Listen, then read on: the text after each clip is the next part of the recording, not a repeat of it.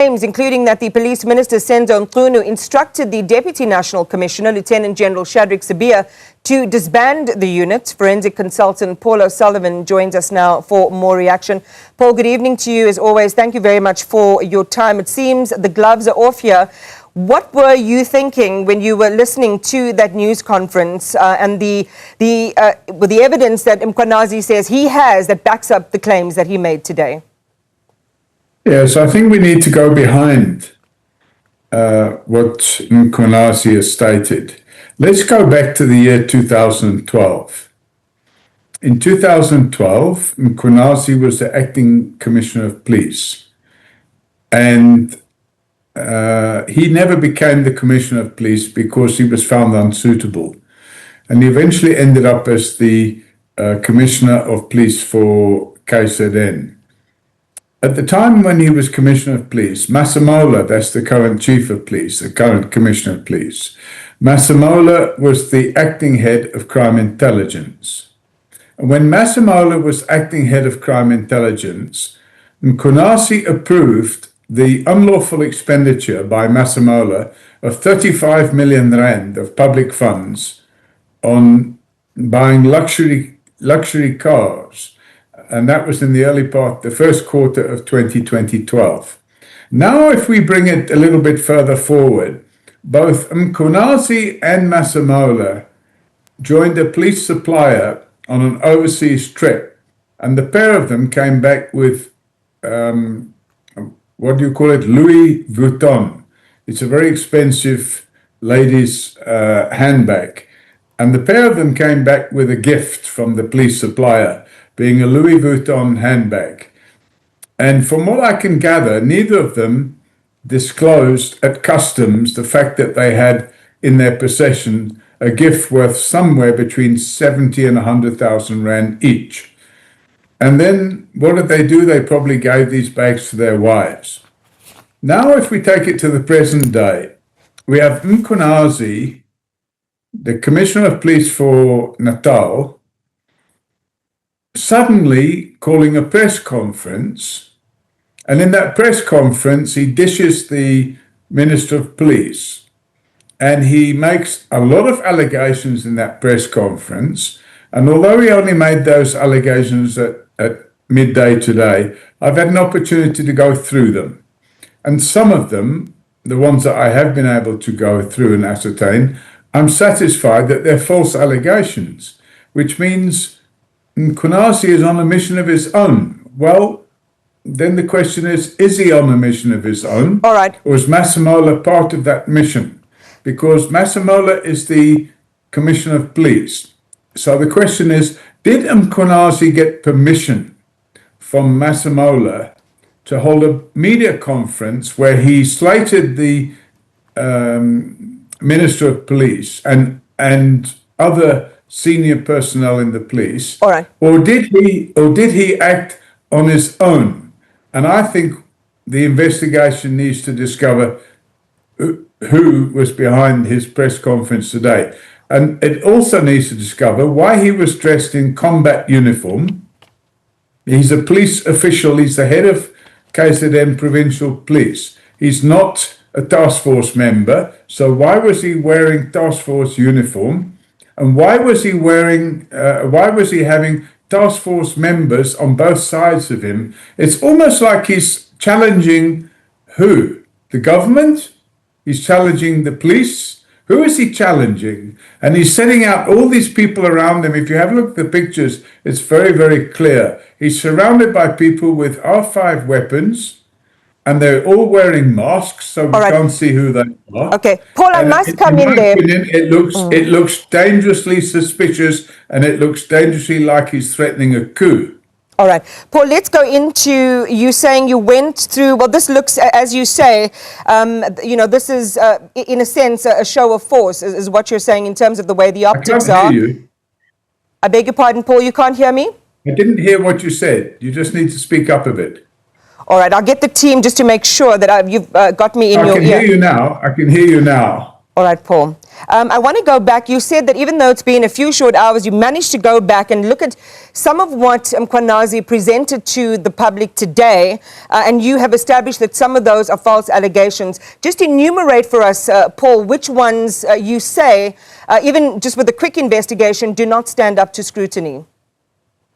Well, there's a number of them, and I don't think I want to go into them. And the reason why I don't want to go into them is because Mkhwanazi has acted unlawfully.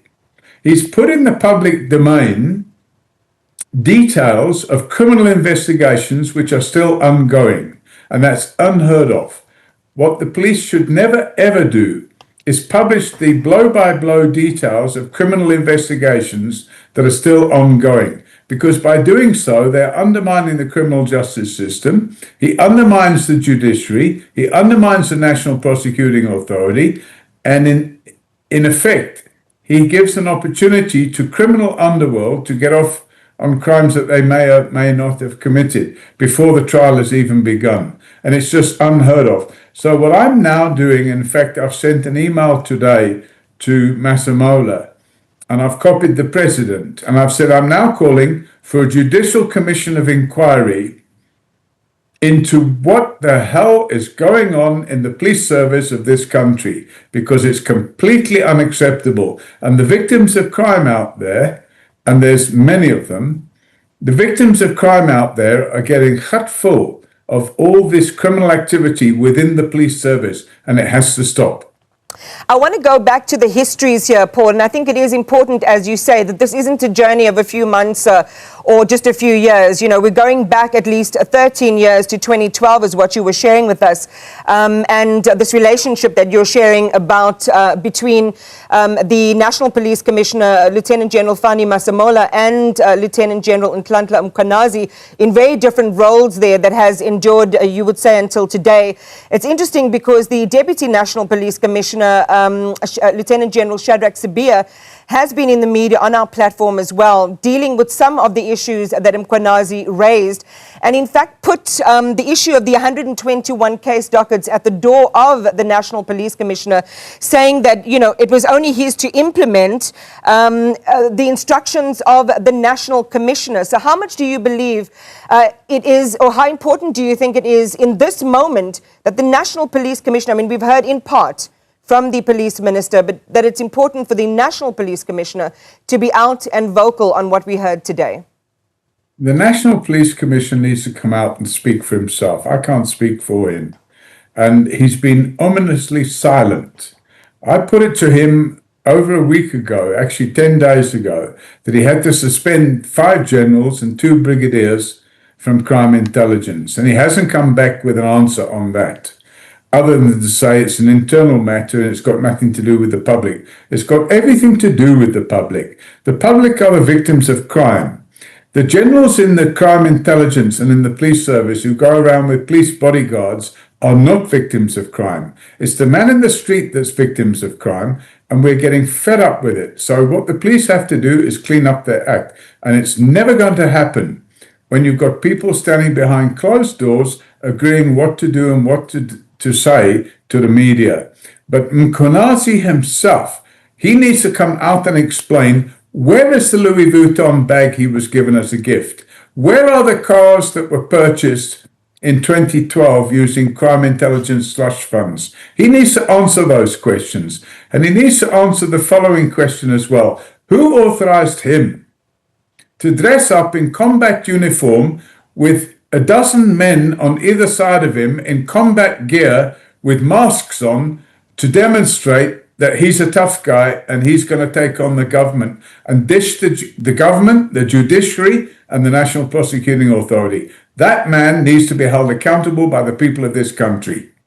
Is it unprecedented, Paul? Because I'm not sure if you've seen on social media and so on pictures being circulated of former National Police Commissioner Nhlanhla Sithole also wearing these similar sort of army fatigues in briefings and things like that. And my understanding was this is, as you say, a special task force combat uniform giving a briefing on task force activities. So just share with us why this would have been the wrong move to have made or not his place to have done.